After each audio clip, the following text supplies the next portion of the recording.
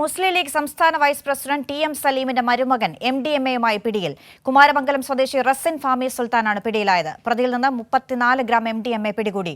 തൊടുപുഴ പോലീസാണ് ഇയാളെ അറസ്റ്റ് ചെയ്തത്. ജോസിലാണ് വിവരങ്ങൾ നൽകാനുള്ളത്. ജോസിൽ, എന്താണ് സംഭവിച്ചത് എന്നാണ് മനസ്സിലാക്കുന്നത്? എവിടെ നിന്നാണ് ഇയാൾ പിടിയിലാകുന്നത്? വിവരങ്ങൾ.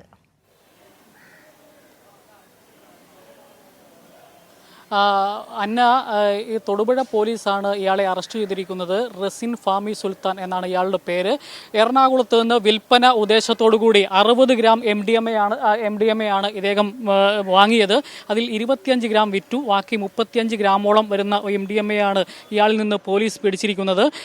വിൽപ്പന ഉദ്ദേശത്തോടുകൂടി തന്നെയാണ് ഇത് വാങ്ങിയിരുന്നത് എന്ന പ്രതി മൊഴി നൽകിയിട്ടുണ്ട്. ഇതിൻ്റെ ഒരു രാഷ്ട്രീയ വശം ഇനിയാണ് പറയാനുള്ളത്. രാഷ്ട്രീയ വശം മുസ്ലിം ലീഗിൻ്റെ സംസ്ഥാന വൈസ് പ്രസിഡന്റ് ടി.എം. സലീമിൻ്റെ മരുമകനാണ് ഈ പ്രതിയിലായിരിക്കുന്ന റസിൻ. അതുമാത്രമല്ല, ഇതിലൊരു വലിയ പൊട്ടിത്തെറിക്ക് കാരണമാകും. കാരണം ഇദ്ദേഹത്തിൻ്റെ തൊടുപുഴ കാർഷിക വികസന ബാങ്കിലെ ഈ റസിൻ്റെ നിയമനം ഇപ്പം ഓഫീസ് അസിസ്റ്റൻ്റായിട്ട് ഈ തൊടുപുഴ കാർഷിക വികസന ബാങ്കിൽ ഈ പ്രതി ജോലി ചെയ്യുകയായിരുന്നു.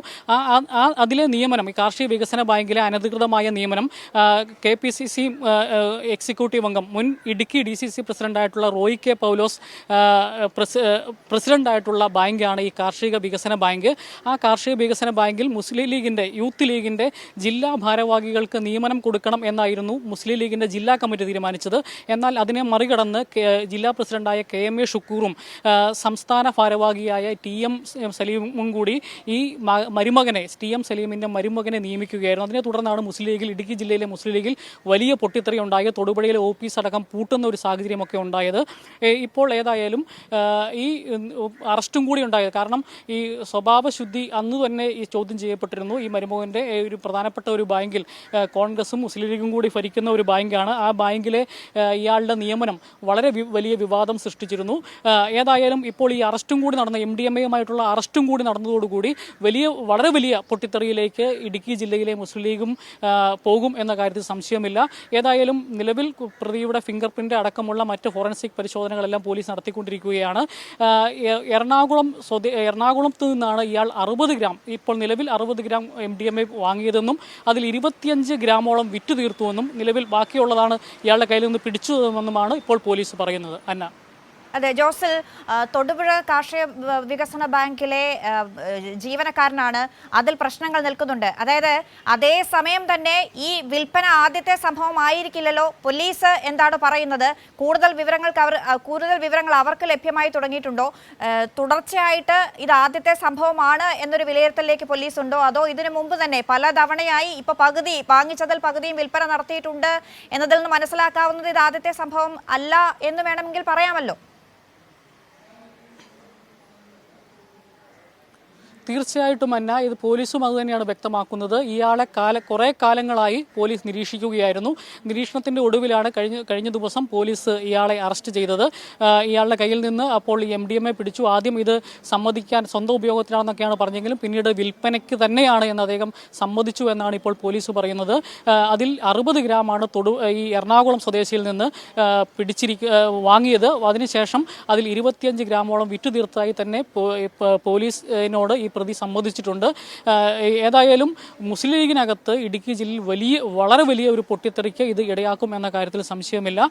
അതും പ്രത്യേകിച്ച് ഈ പെരുമ്പള്ളിച്ചിറ എന്നൊക്കെ പറയുന്ന ഭാഗം ധാരാളം കോളേജ് വിദ്യാർത്ഥികൾ ഉള്ള പ്രദേശമാണ്. അവിടെ അല്ലസർ കോളേജ് അടക്കം മെഡിക്കൽ കോളേജ്, അതുപോലെ എഞ്ചിനീയറിംഗ് കോളേജ്, വിവിധ വിദ്യാഭ്യാസ സ്ഥാപനങ്ങൾ ഉള്ള ഒരു പ്രദേശമാണ്. പ്രധാനമായും വിദ്യാർത്ഥികളെ കേന്ദ്രീകരിച്ച് ഇത്തരത്തിൽ മയക്കുമരുന്നിൻ്റെ വിൽപ്പനയാണ് ഇയാൾ ലക്ഷ്യമിട്ടിരുന്നത്.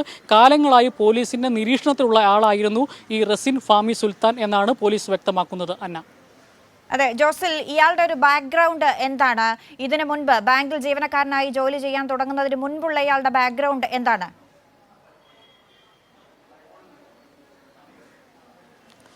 അന്ന, 29 വയസ്സ് മാത്രമാണ് ഈ റസിൻ ഫാമി സുൽത്താന ഉള്ളത്. ഈ ടി.എം. സലീമിൻ്റെ മകളുടെ ഭർത്താവാണ്. ഏതായാലും ഈ ജോലിയുമായി ബന്ധപ്പെട്ട് ഇയാളെ നിയമിക്കുമ്പോൾ തന്നെ ഇയാൾ ഇത്തരത്തിൽ വിൽപ്പനയുണ്ട്, അനധികൃതമായി സ്വത്ത് സമ്പാദിക്കുന്നയാളാണ്, മയക്കുമരുന്നടക്കം കച്ചവടം ഉള്ളതാണ്, ഒരു കാരണവശാലും നിയമിക്കരുത് എന്ന് പറഞ്ഞുകൊണ്ടാണ് മുസ്ലിം ലീഗിനുള്ളിൽ തന്നെ ഒരു പൊട്ടിത്തെറി ഉണ്ടായത്. അതുമാത്രമല്ല, മുസ്ലിം ലീഗിൻ്റെ മറ്റ് പല ആളുകളും ഈ ജോലി തങ്ങൾക്ക് വേണമെന്ന് പറഞ്ഞുകൊണ്ട് യൂത്ത് ലീഗിലെ ജില്ലാ ഭാരവാഹികളടക്കം ഈ കാർഷിക വികസന ബാങ്കിലെ ജോലി ഞങ്ങൾക്ക് വേണമെന്ന് പറഞ്ഞ് രംഗത്തുണ്ടായിരുന്നു. എന്നാൽ അതിനെയെല്ലാം മറികടന്നുകൊണ്ടാണ് മുസ്ലിം ലീഗിൽ പല ഗ്രൂപ്പുകളാണ് ഇടുക്കി ജില്ലയിലുള്ളത്. അതിൽ KMA ഷുക്കൂറും TM സലീമും നേതൃത്വം കൊടുക്കുന്ന ഗ്രൂപ്പിനാണ് ഇടുക്കി ജില്ലയിൽ വളരെ ശക്തിയുള്ളത്. ഈ രണ്ട് നേതാക്കന്മാരും കൂടി തീരുമാനിച്ച് KPCC എക്സിക്യൂട്ടീവ് അംഗവും മുൻ ഇടുക്കി DCC പ്രസിഡന്റ് കൂടിയായിട്ടുള്ള റോയ് K പൗലോസ് പ്രസിഡന്റായ ബാങ്കിൽ ഈ മരുമകനെ നിയമിക്കുകയായിരുന്നു. ഏതായാലും അന്ന് മുസ്ലിം ലീഗിനുള്ളിൽ തന്നെ ഉണ്ടായിരുന്ന വാദങ്ങൾ ശരിവെക്കുന്നതാണ് ഇപ്പോൾ MDMAയുമായിട്ടുള്ള ഇയാളെ പിടിയിലായിരിക്കുന്നത്. ഏതായാലും എതിർവിഭാഗത്തിന് മുസ്ലിം ലീഗിനുള്ളിൽ തന്നെയുള്ള എതിർവിഭാഗത്തിന്റെ വാദങ്ങൾക്ക് ശക്തി പകരുന്നതായി പോലീസിന്റെ ഈ അറസ്റ്റ്. അന്ന ജോസൽ, ഈ കേസിൽ പിടികൂടിയതുകൊണ്ട് മാത്രമല്ല, ബാങ്കിലെ ജീവനക്കാരനായി കുത്തിത്തിരികെ എന്നുള്ള ഒരു കാരണം കൊണ്ടുകൂടി മുസ്ലിം ലീഗ് പ്രതിരോധത്തിലാവുകയാണല്ലോ ഈ വാർത്തയിൽ.